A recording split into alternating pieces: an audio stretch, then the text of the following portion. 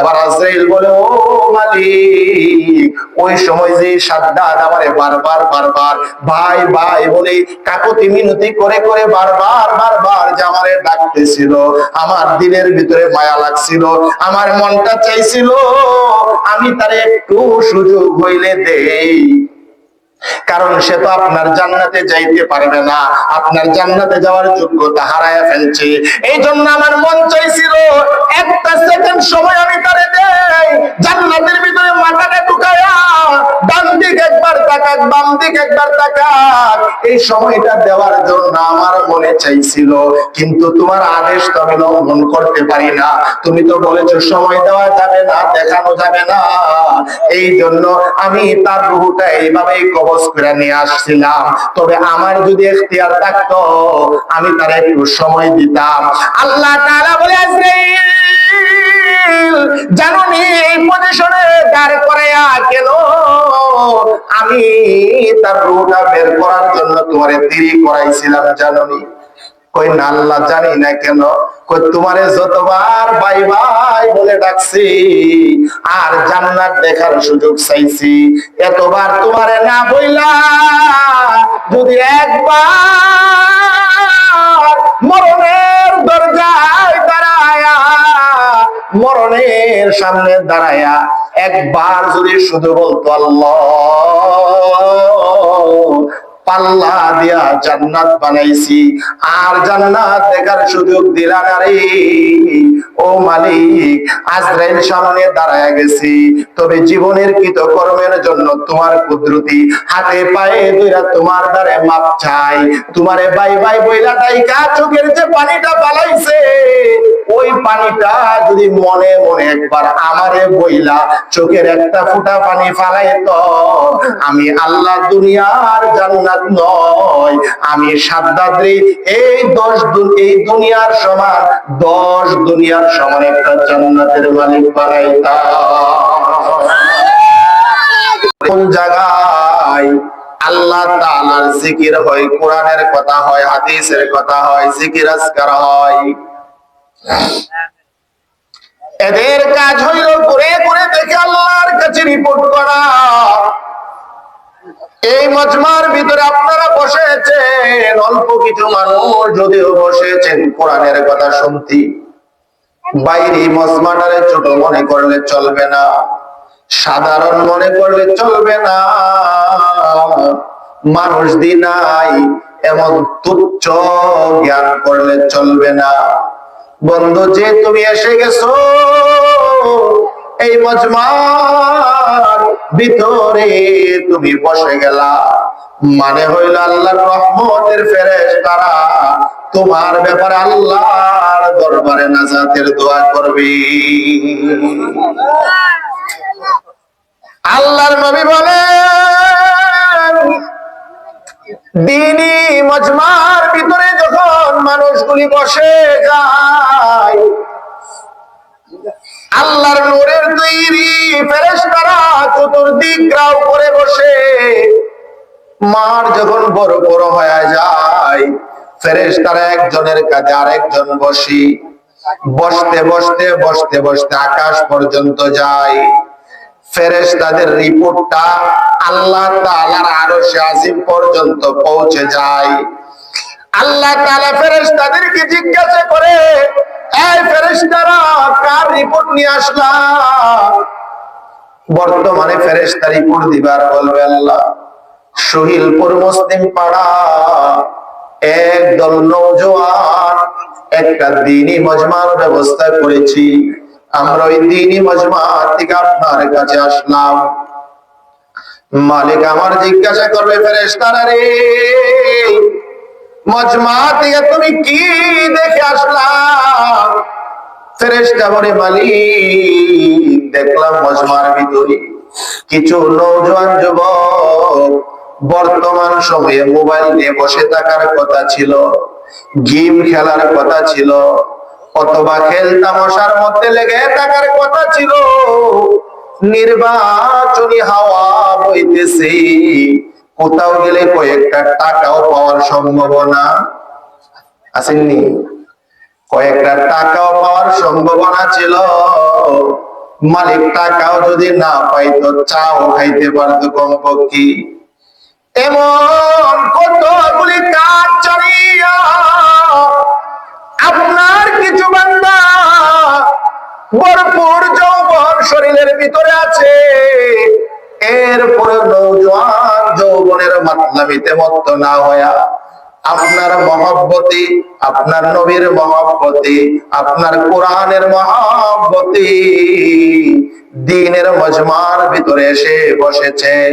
আল্লাহ তাআলা জিগায় ফেরেশতারা, রে আমার বান্দারা কি চায় আমার কাছে? ওই আল্লাহ আপনার বান্দারা একমাত্র আপনার জাহান্নাম থেকে বাঁচার আশায়, জান্নাত পাওয়ার আশায়, আপনার আযাব গজব থেকে বাঁচার আশায় এখানে বসছি, আপনাকে পাওয়ার আশা দিলের ভিতরে নিয়ে বসছি। মালিক আমার জিজ্ঞেস করবে ফেরেশতারা, আমার বান্দা কি জাহান্নাম দেখছে? কই না আল্লাহ দেখে নাই। জান্নাত দেখছে? কই না আল্লাহ দেখে নাই। কোথাও কেমনে বসছি না দেখে? তোমার নবী বলেছে তোমার বান্দা তোমার নবীর কথা থেকে শুনে বিশ্বাস করে না দেখিয়া, নবীর কথার উপর বিশ্বাস করিয়া আযাব গজবের ভয় দিলে নিয়া, তোমাকে পাওয়ার মহব্বত দিলে নিয়া, জান্নাত পাওয়ার আশা নিয়ে বসছি। আল্লাহ আমরা তাদের ব্যাপারে তোমার কাছে সাক্ষী দিলাম। ফেরেশতারা, রে কি করা যায়? আল্লাহ তুমি তাদের জীবনের গুনাহ মাফ করে দাও। আল্লাহ তাআলা তখন ডাক দিয়া বলবেন, এই ফেরেশতারা, যেই বান্দা আমি আল্লাহর দেখে নাই, আমি আল্লাহর জাহান্নাম দেখে নাই, আমি আল্লাহর জান্নাত দেখে নাই, এরপরেও আমার এত ভালোবাসি, এরপরেও জাহান্নামের ভয় দিলের ভিতরে আছি, এরপরেও জান্নাতের আশা দিলের ভিতরে আছি, ফেরেশতারা রে তোমরা সাক্ষী হয়ে যাও, তোমরা সাক্ষী থাকো, আমি আল্লাহ আমার ওই বান্দাদের পিছনের জিন্দেগির সব গুনাহ মাফ করে দিলাম। বুঝছেন কি লাভ হইব? কমপক্ষে নইলে যারা আসছেন এরা পাইব। এই খুশখবরি তাদের আছে, এই সুসংবাদের অধিকারী তারা হইব। আমরা যারা আসছি আমরা হব। এ ভাই, ভূমিকা বলবো না, ভূমিকা নয়, একখানা আয়াতে কারিমা তেলাওয়াত করলাম, সোজা আয়াতের আলোচনা করি, সময় বড় স্বল্প। আল্লাহ তাআলা বান্দা দুনিয়াতে পাঠাইছেন, আবার চলে যাইতে হবে। আল্লাহ তাআলা পাঠাইছেন তো লাগাম লাগায়া দিছে, লাগাম। আপনারা গরু পালেননি, গরু কথা কইব, গরু পাললে গরু দীর্ঘা দেয়নি, গ্রামের ভাষা তো দীর্ঘই কম।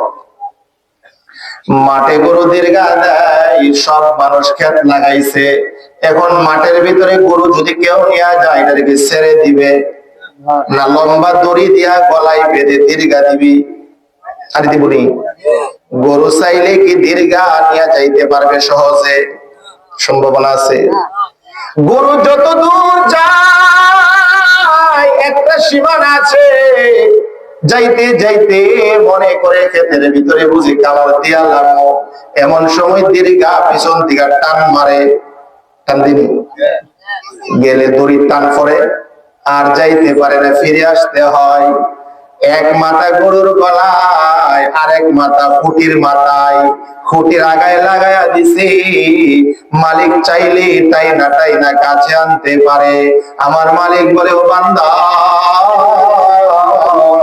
তোমারে দুনিয়াতে পাঠাইলাম, একটা মাথা তোমার সঙ্গে বেঁধে দিলাম, আর একটা মাথা আমি আল্লাহর কুদরতে হাতে রেখে দিলাম।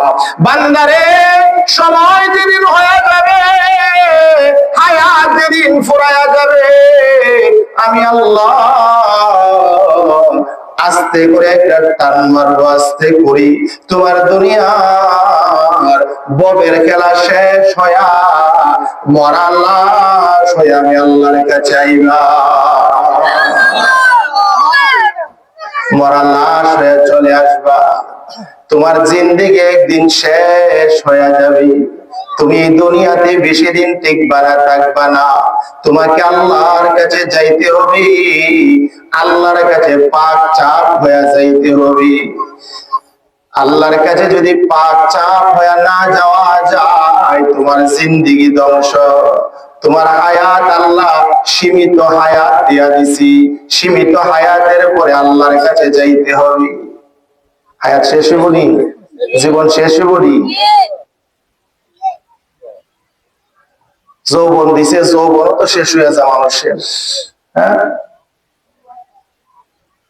এ মুসলমান ভাইরা আমার, ভালো করে মনোযোগ দিয়ে শোনো।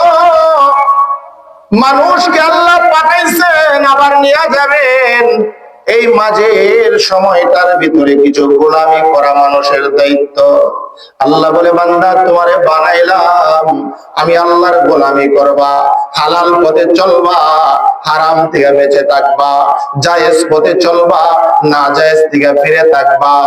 আমাদের দায়িত্ব মালিক আমাদেরকে দিয়ে দিয়েছেন।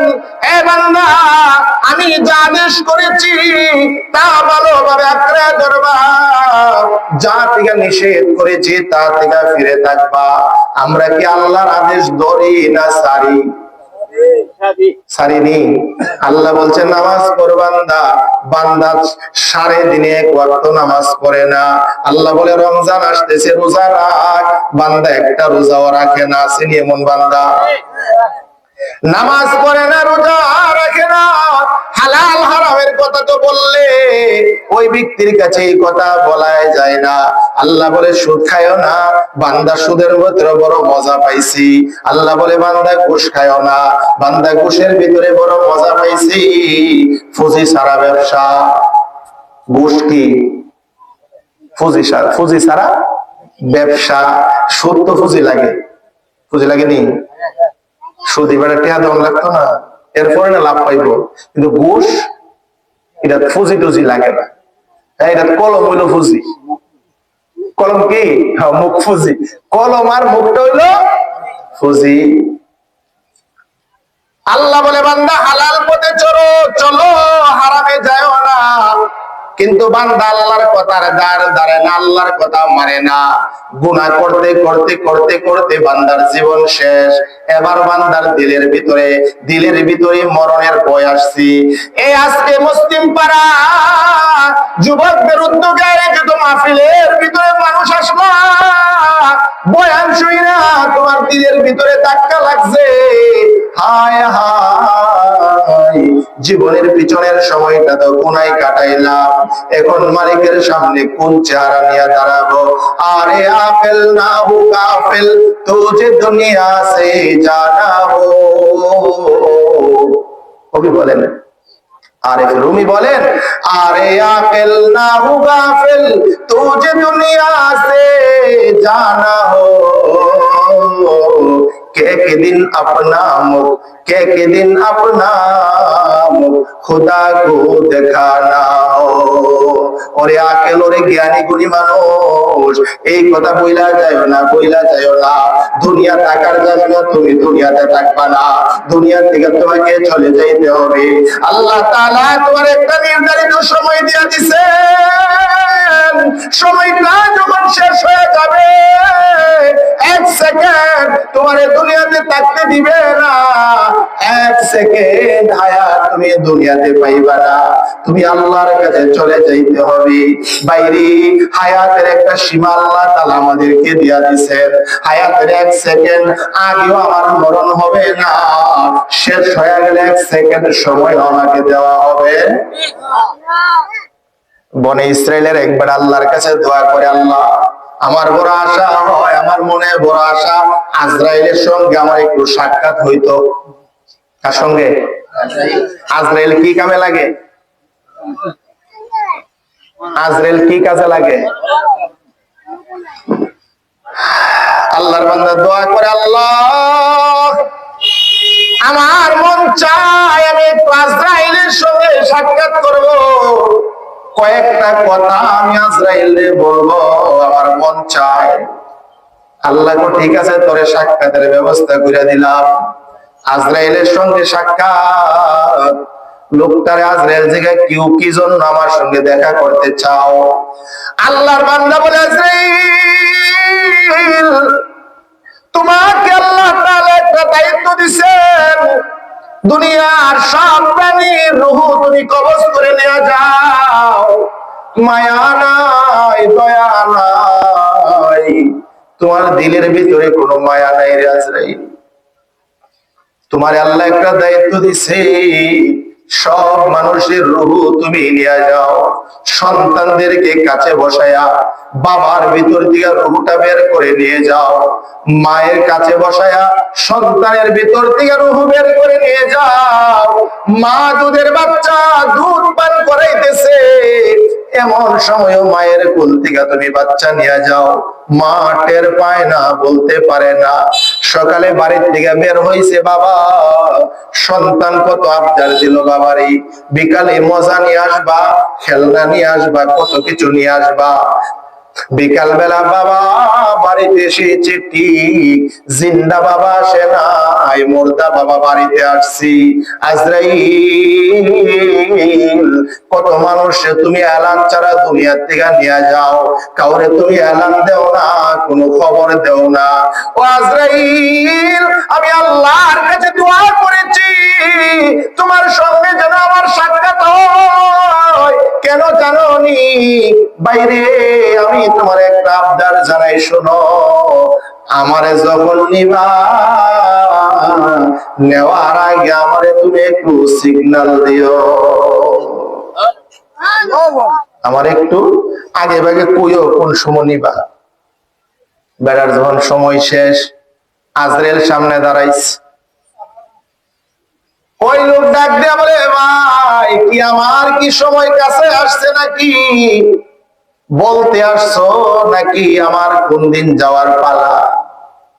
আজরাইল কোনারে না, বলার জন্য আসি নাই, নেওয়ার জন্য আসছি। আজরাইল বলেন, না ভাই, বলার জন্য আসি নাই, রেডি হয়ে যা, নেওয়ার জন্য আসলাম। লোকটা চোখের পানি ছেড়ে দিয়া বলে, ভাই তোমার আমি কাকুতি মিনতি কইরা বলছিলাম, নেওয়ার আগে আমার একটু খবর দিও, কয়েকদিন আগে আমারে জানাইও, আমার একটু সিগন্যাল দিও, আমারে কয়েকটা খবর দিও, আমি রেডি হয়ে থাকবো, যাওয়ার জন্য প্রস্তুত হব। আজরাইল বলে, আল্লাহর বান্দা, একটা দুইটা না, তোমার আমি কয়েকটা সংবাদ দিছি, তুমি যাইতে হবে। তোমারে কয়েকটা সংবাদ দিছি, তোমাকে যাইতে হবে। বিনা সংবাদে আসি নাই, সংবাদ দিয়া দিয়া তারপরে এখন আসছি। লোকটা আশ্চর্য হয়ে গেছে, আর বলে, আজরাইল কোথায় তুমি আমার সংবাদ দিলা? এই যে চলে গেলা, আর তো দেখা করলা না, এখন দেখা করার জন্য আসছো, তুমি বলো সংবাদ দিলা? কহ সংবাদ দিছি, তুমি বুঝো নাই। কি সংবাদ? শোনো, এক নাম্বার সংবাদ, এখন তোমার শরীরের শক্তি যেমন যখন প্রথম সাক্ষাৎ হয়েছিল তেমন ছিল, কই না তেমন তখন শক্তি কেমন ছিল? ও তখন আমার শরীরের শক্তি এমন ছিল, আমি একাই 5 জনের কাজ করতে পারতাম। তখন আমার শরীরে এমন শক্তি ছিল, আমি যদি একটা ফুটবলে লাথি দিতাম, বলটা একেবারে উপরে যায় ফেটে নিচে পড়তো। শক্তি কম। আমারে দেখলে কোনো মানুষ কাছে আসে নাই ভয়ের কারণে। এখন কি অবস্থা? এখন তো পাই নাড়াইতে পারি না, ফুটবলে লাঠি দিব কোন সময়?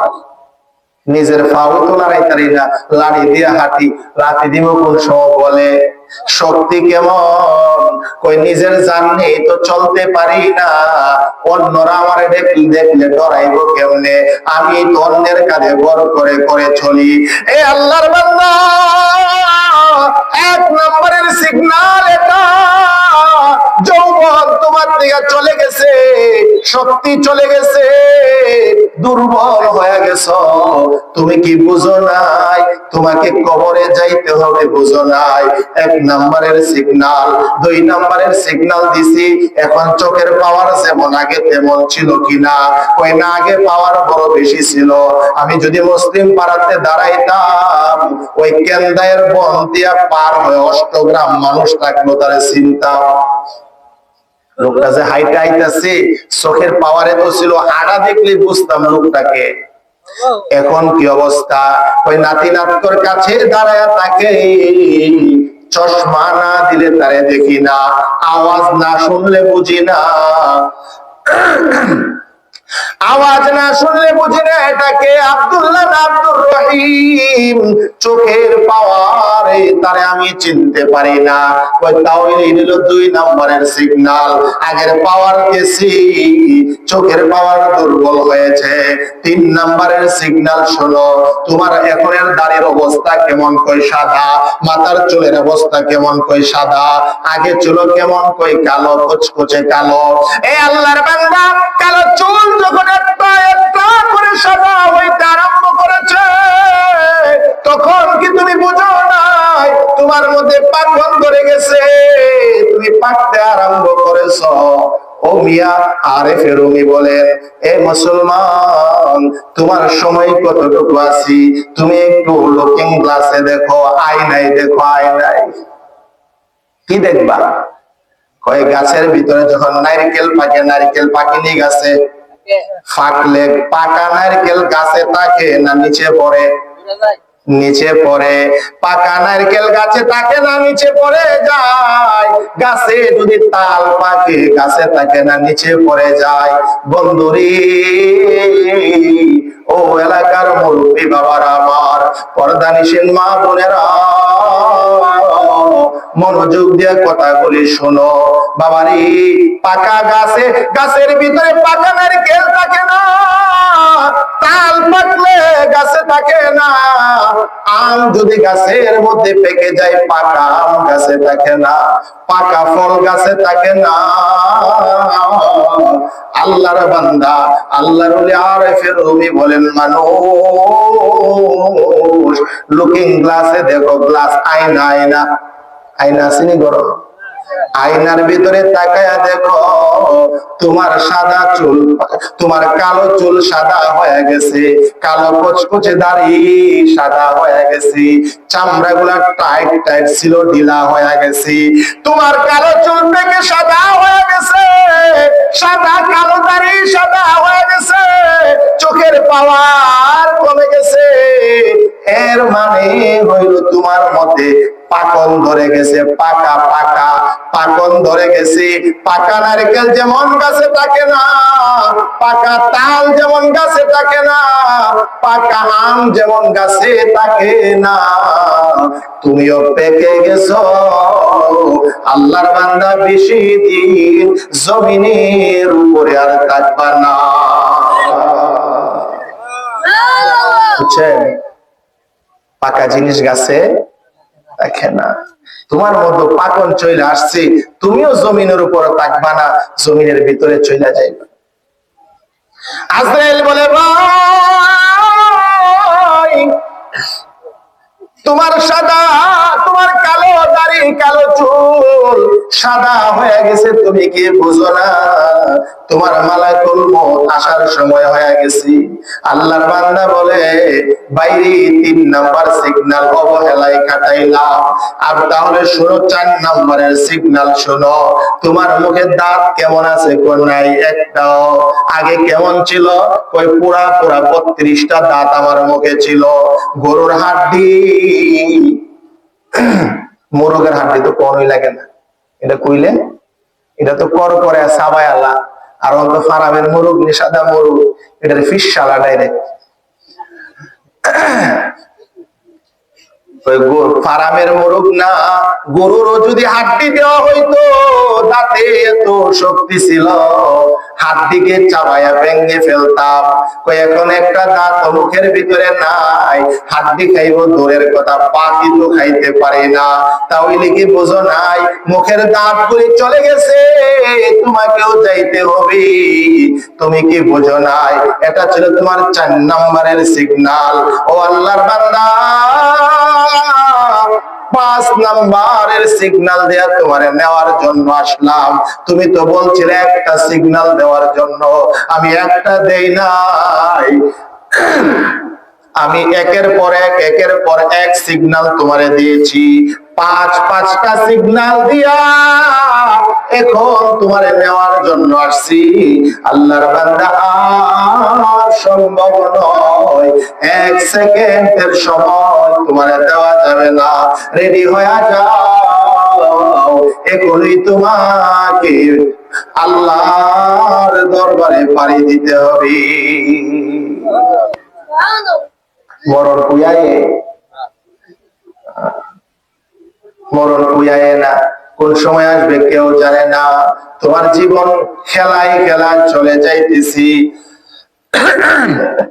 তোমার যৌবন খেলায় চলে গেছি।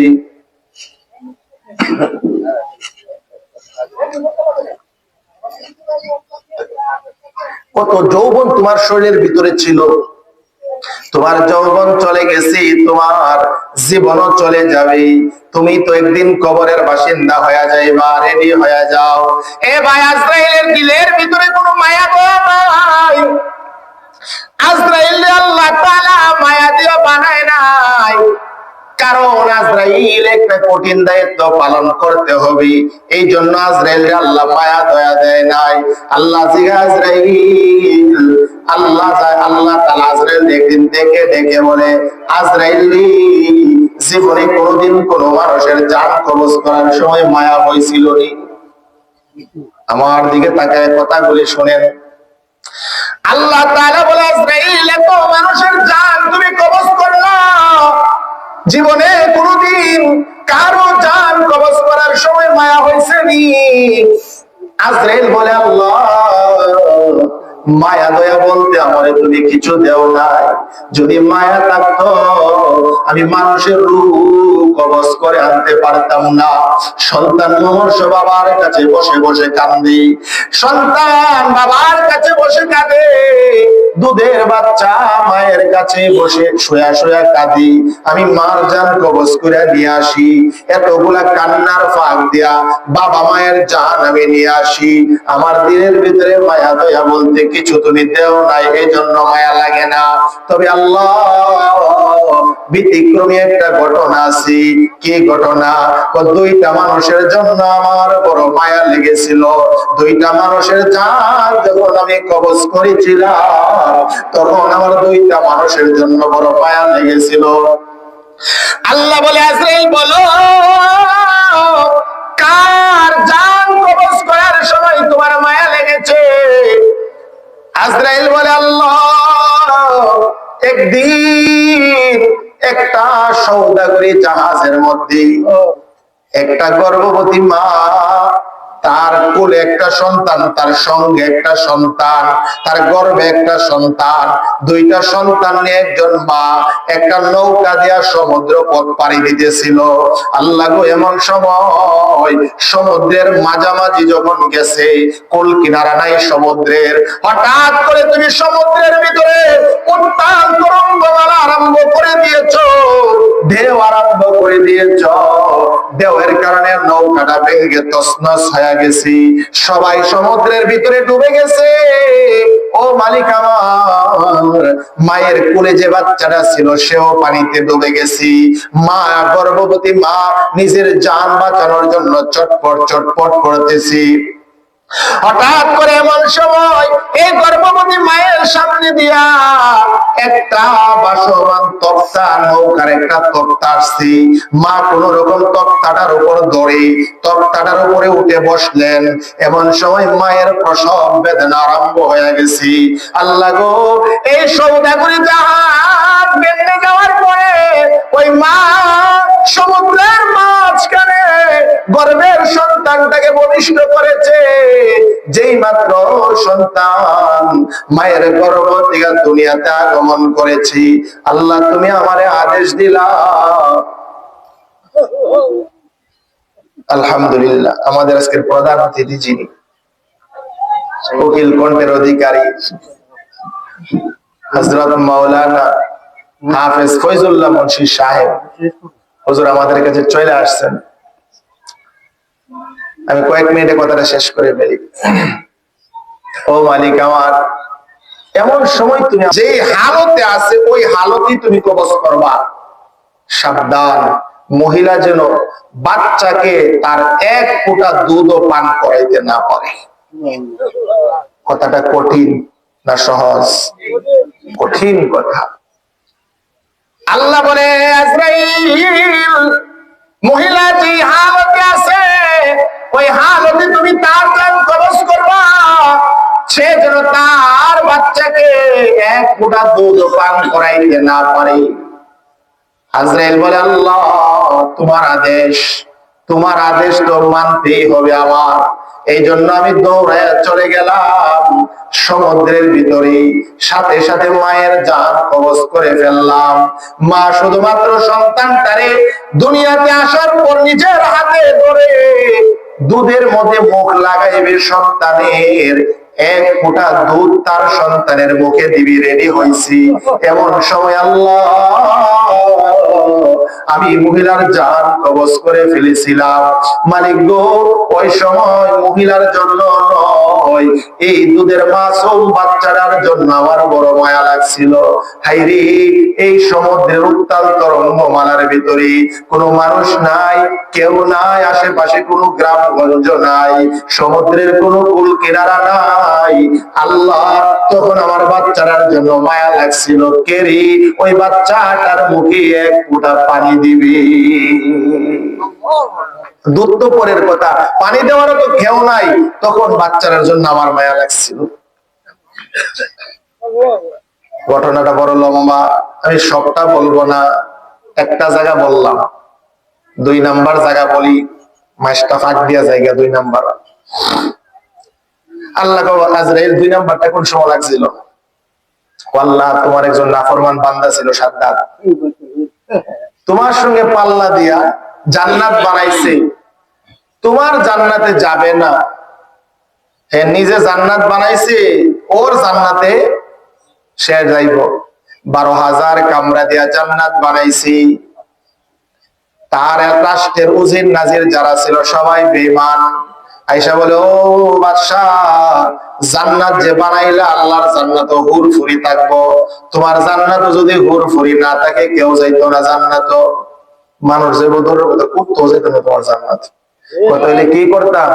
এক কাজ কর, তুই এলাকার থেকে আমার রাজ্যের থেকে দুইরা সুন্দরী যুবতী ষোড়শী মেয়েদেরকে নিয়ে আয়, আইনা প্রত্যেকটা রুম একটা একটা করে দিয়া দে।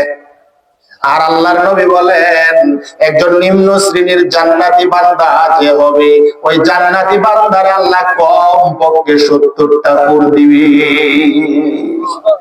আপনি যদি জান্নাতে যান, একবারে নিম্ন শ্রেণীর জান্নাতীও যদি হন, আল্লাহ কম পক্ষে 70টা হুর আপনাকে দিবে। হুরের আলোচনা করতে গেলে অনেক লম্বা সময় দরকার। এবার সাদ্দাত জান্নাত কমপ্লিট হয়ে গেছে, এখন জান্নাত উদ্বোধন করব। উদ্বোধন উজিরে আজমায়া কর, স্যার জান্নাত তো বানায়া শেষ, হুরফুরি দিছি, সাজাইছি, খুব সুন্দর করে সাজাইছি, এখন জান্নাত তো উদ্বোধন করা দরকার। ও কেমনে উদ্বোধন করব? চলেন আপনি প্রথম উদ্বোধন করবেন, জান্নাতটা দেখান। সাদ্দাত বিশাল বড় ঘোড়ার বাহিনী নিয়ে জান্নাত দেখার জন্য গেলেন। সাদ্দাত জান্নাতে গিয়ে গেছে, কোনো মানুষ নাই, রাষ্ট্রপ্রধান গেছে, সিকিউরিটির কোনো অভাব নাই, সব বাহিনী আছে, সব বাহিনী আছে। এমন সময় সাদ্দাত যখন জান্নাতের বাউন্ডারির এরিয়ার ভিতরে গেছি, এমন সময় সাদ্দাতের ঘোড়ার সামনে একটা লোক ময়লা কাপড় পরিহিত, সিরা ফারা কাপড় পরিহিত অবস্থায় ঘোড়ার সিনার সঙ্গে নিজের সিনাটা লাগায়া দাঁড়াই গেছি। সাদ্দাদের ঘোড়ার সিনার সঙ্গে দাঁড়ায়া বলে, সাদ্দাত আতারিফুনি মান আনা, ও ও সাদ্দাত চিনুনি আমারে, আমি কে? সাদ্দাত জোরে একটা দমক দিয়া বলে, আই মিয়া, এত কোটি কোটি টাকা খরচ করে 12,000 কামরা বিশিষ্ট জান্নাত বানাইলাম, আজকে উদ্বোধন করার জন্য আসলাম। এত সিকিউরিটির ভিতরে তুমি নোংরা কাপড় নিয়া কেমনে ঢুকলা? কেমনে আসলা? আমারে বেইজ্জতি করার জন্য আসলা? দূর হও মিয়া। লোক যেমন বড়, দমক কত বড়, ওর দমক তো আর আমি দিতাম না।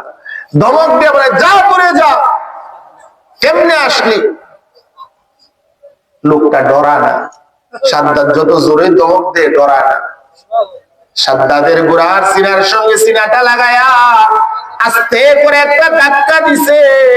নিজের সিনাটা গোড়ার সিনার সঙ্গে লাগায়া ধাক্কা দিছি, সাথে সাথে সাদ্দাত সহ গোড়াটা ভূমিকম্পের মতো কেঁপে উঠেছি। কিছুদিন আগে ভূমিকম্প হয়েছিল না, গড়তে যে দইরা বাইরে গেছিলেন গিয়া, এমন ভাবে সাদ্দাত কেঁপে উঠছি। এবার লোকটা বলে, সাদ্দাত চিনুনি আমারে, আমি কে? এবার নরম হয়ে আসছে গলা। ভাই রে, চিনি না, তুমি কে? চিনি না, তবে কেন জানি তোমারে দেখে আমার এখন ভয় ভয় লাগে, ভয় ভয় লাগে। এবার এখন তো ব্যক্তি বলে, সাদ্দাত আর চিনতে ভুল করো না, আর ভুল করো না, আমি দুনিয়ার কোন সাধারণ মানুষ না রে, আমি হইলাম মালাকুল মউত আজরাইল। আল্লাহ পাঠাইছে তোর জান নিয়ে যাওয়ার জন্য এই মুহূর্তে। সাদ্দাতের সঙ্গে আজরাইল কথা বলে আর একটু একটু করে আগাইতে আগাইতে সাদ্দাত তার জান্নাতের একেবারে দরজার সিঁড়ি বরাবর গেছে। এবার সাদ্দাত করো জোরে আজরাইল রে বলে, ভাই আজরাইল, ঘোড়ার থেকে নামার জন্য একটা পা নিচে নামাইলাম, আরেকটা পা ঘোড়ার উপরে আছে, বাইরে জান্নাতে ঢুকতে পারবো না, তবে একটা আবদার তোমার কাছে আমি জানাই, কয়েকটা সেকেন্ড সময় তুমি আমারে দেও, আমি জান্নাতের ভিতরে আমার মাথাটা শুধু ঢুকাবো, ডান দিকে একবার তাকাবো, বাম দিকে একবার তাকাবো। জানি তো আল্লাহর জান্নাত পাবো না, আল্লাহর সঙ্গে পাল্লা দিয়া জান্নাত বানাইছি, আল্লাহর জান্নাতে আর কোনোদিন ঢুকতে পারবো না। জান্নাত বানাই আল্লাহর সঙ্গে পাল্লা দিয়া জান্নাতের যোগ্যতা হারায় ফেলছি, আল্লাহর জান্নাতে যাইতে পারবো না। নিজে বানাইছি, কমপক্ষে একটু মাথাটা ঢুকায় একটু দেখিয়া যায় কেমন বানাইলাম, একটু সময় আমারে দে। আজরাইল ভাই ভাই বলে বারবার বলে, আজরাইল বলে, না রে সাদ্দাত না, তোমার ওই জায়গা দিয়ে কথা বলতে বলতে এই জায়গা পর্যন্ত নিয়ে আসলাম কেন জানোনি? সময় দেওয়ার জন্য না, সময় দেওয়ার জন্য না। আমার আল্লাহ আমারে আদেশ করেছে, আজরাইল সাদ্দাত যা যা, সাদ্দাতের জান এমন ভাবে কবজ করবি, জান্নাতের চৌকাঠের উপর তার একটা টেন থাকবে আর একটা টেন ঘোড়ার উপরে থাকবে, এমন অবস্থায় তার রূহটা তুমি কবজ করে নিয়ে আসবা। ও ভাই আজরাইল, ও সাদ্দাত, তুমি যে এতক্ষণ ধরে সময়টা পাইলা, আল্লাহ তাআলা তোমারে যে নির্ধারিত সময় দিছি, আমি তাকে দেখি নির্ধারিত সময় এখনো হয় নাই, আর যেই পজিশনে তোমার রূহ নেওয়ার কথা আমার আল্লাহ বলেছে, পজিশনটা কখনো তোমার মধ্যে আসে নাই, সময়ও হয় নাই, পজিশনটাও আসে নাই। আল্লাহ তো বলছে একটা পা থাকবে সুকাটে আর একটা থাকবে গোড়ার উপরে, তুমি তো এই পজিশনে ছিল না, আবার দেখি সময় হইছে না, এই জন্য কথা বলতে বলতে বলতে বলতে খেলায় খেলায় তোমার কাছে নিয়ে আসলাম, পজিশন মতো নিয়ে আসলাম। এবার ভাই আজরাইল, এবার আজরাইল বলে, সাদ্দাত এবার তৈয়ার হয়ে যাও, সময়ও হয়ে গেছে, পজিশনও হয়ে গেছে, আর সময় দেওয়া যাবে না। আমার মালিক বলেছে তোমার এই হালতে যেন আমি তোমার রূহটা বের করে নিয়ে যাই, কারণ আল্লাহর সঙ্গে পাল্লা দিয়া তুমি যে জান্নাত বানাইছো, আল্লাহ তাআলা সেই জান্নাত তোমারে দেখার সুযোগ দিবে না।